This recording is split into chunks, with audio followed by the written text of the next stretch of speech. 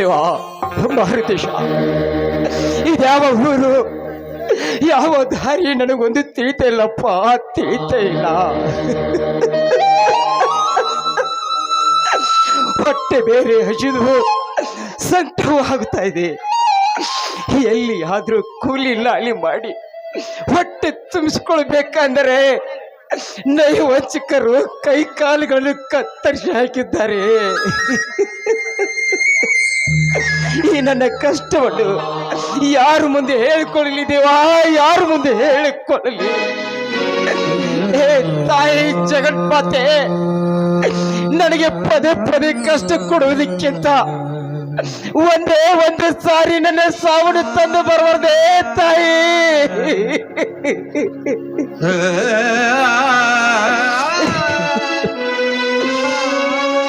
ಇಲ್ಲ, ನಾನು ಬದುಕಬೇಕು.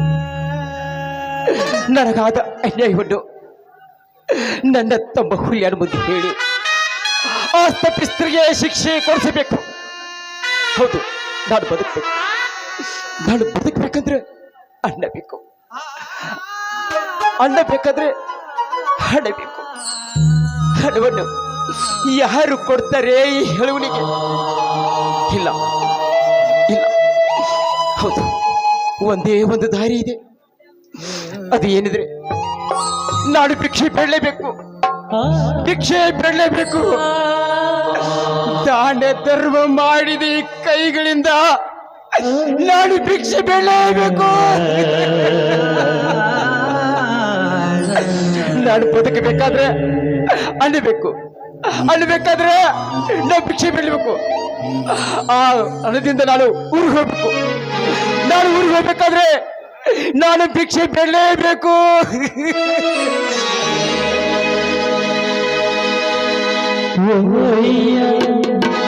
ಅಮ್ಮಯ್ಯ ಧರ್ಮಾನೆ ತಾಯಿ ತಂದೆ ಕಾಸಂಬ ನೀಗಿಸುವೆ, ಕಾಸಂಬ ನೀಗಿಸುವೆ.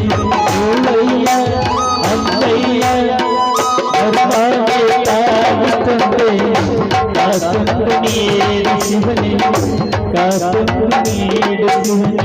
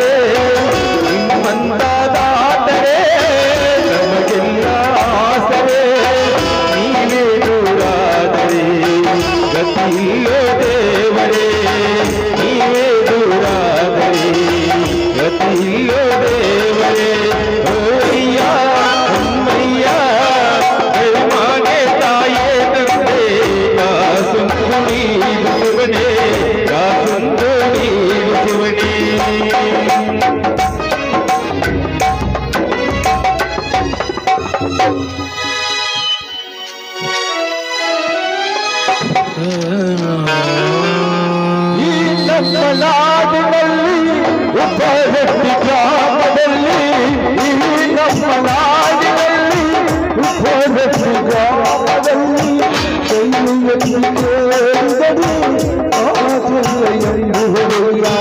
ನಿಮ್ಮಂತ ದಾಸವೇ ನಮಗಿಂದು ಆದರೆ ನಿಮ್ಮಂತ ದಾಸರೇ ನಮಗಿಂದು